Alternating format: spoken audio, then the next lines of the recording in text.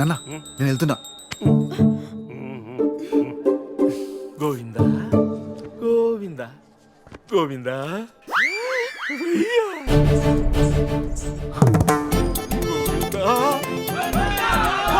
గోవిందా.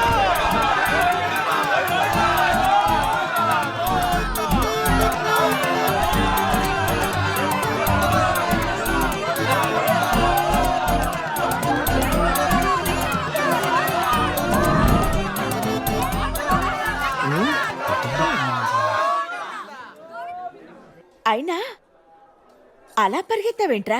అమ్మాయి కోసం. అమ్మాయి కోసమా?